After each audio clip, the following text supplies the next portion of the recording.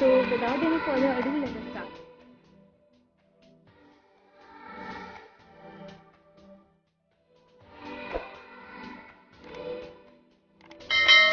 Hi guys, welcome back to my channel. My name is Sakshi and today I'll be telling you all that happens in first year PharmD course.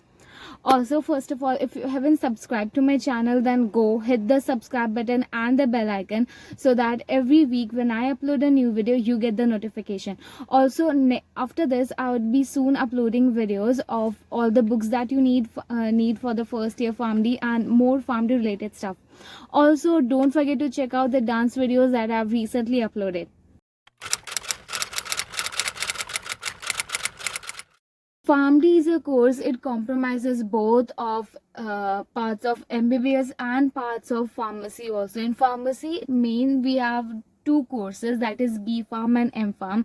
So both the portions of both the courses are included. And also in MBBS we have medicine and surgery, right? So surgery part is not there in PharmD, that is you cannot perform surgery after you have graduated from pharmacy, but you become a clinical pharmacist, which is not possible when you have B.Pharm or M.Pharm course. So that is the distinction of PharmD for B.Pharm, M.Pharm and from MBBS. And also it is a 6 years course, and last year it compromises of internship, and also in second, third, fourth in second, third and fourth years you have to have certain hours, like 50 hours of hospital training, and in the fifth year you have to all the days you have to go for hospital rounds, which is again not there in B.Pharm and M.Pharm. You have to take ward rounds and literally behave as if you are a clinical pharmacist. And also at the end, at the sixth year, you have internship, which you already know what it is.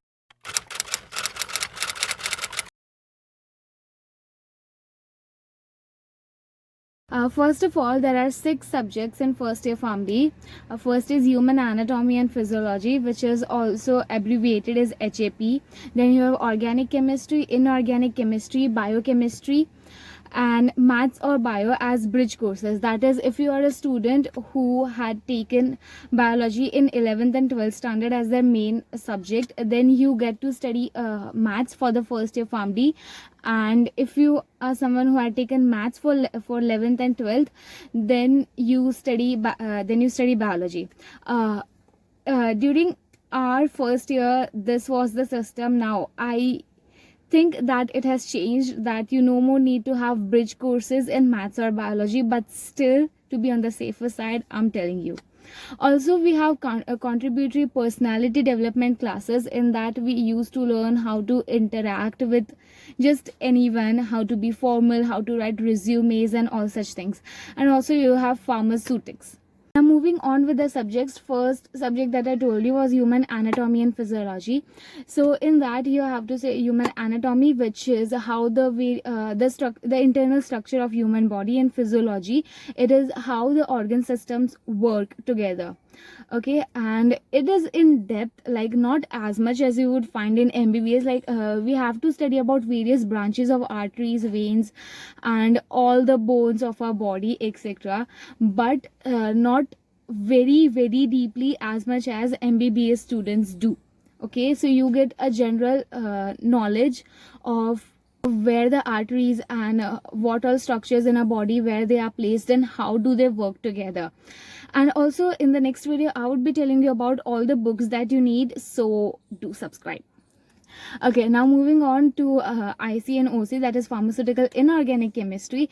Now pharmaceutical inorganic chemistry, it is comprised of 2 parts. Okay, one is analytical chemistry, and the second, in that you study about all the compounds, that is gastrointestinal compounds such as antacids, which you take when you have acidity, emetics, etc. And in analytical part, it is similar to what we studied in 12th inorganic chemistry. It is mainly calculations like molecular weight, not molecular weight though, pH, then equilibrium, all such things. It is mainly of calculations. So inorganic chemistry has those two parts.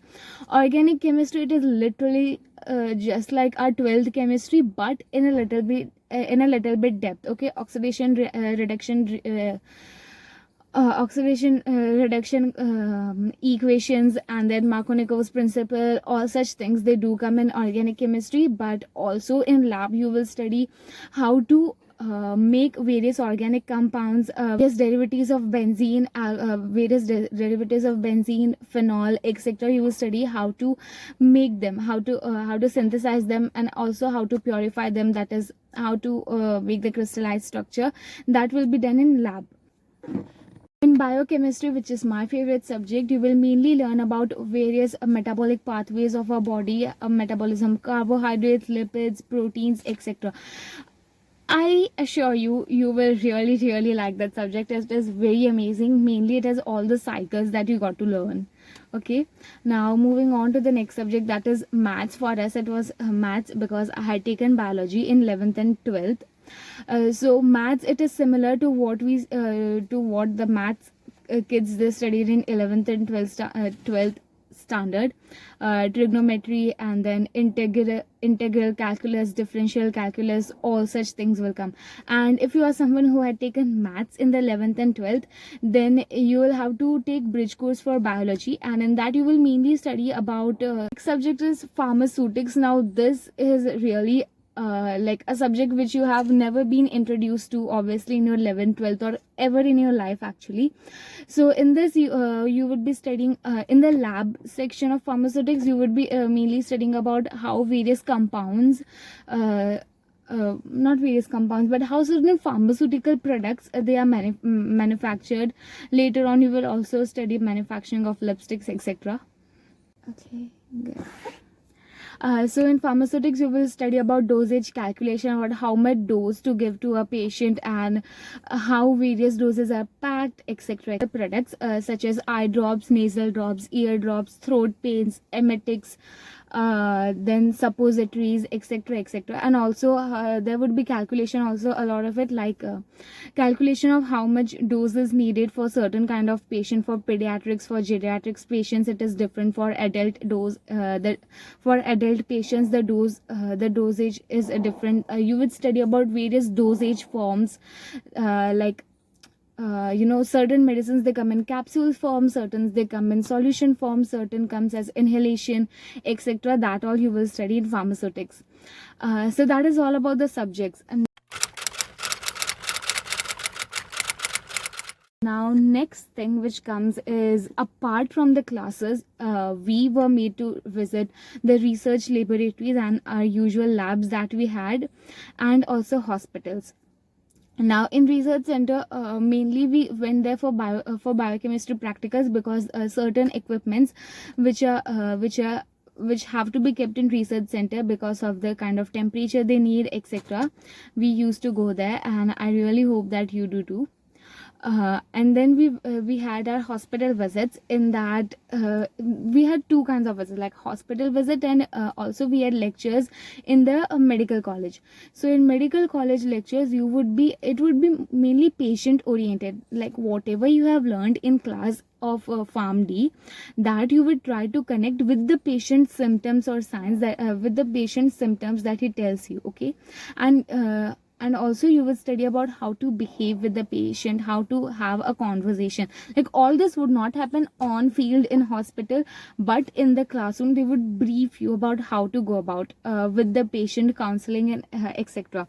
In the hospital we had various rounds about how the biochemistry lab is. There are various labs differentiated, like for urine test there would be a different lab, for blood test there would be a different lab, and if there's some virus, then for virology there will be a different lab, such things. And also blood bank visit, etc. You will have the opportunity if your college provides you with that in the first year. Actually hospital visits, they are not a part of first year Pharm D course, but our college made a point that we go, so that we become comfortable with the environment of the hospital and all.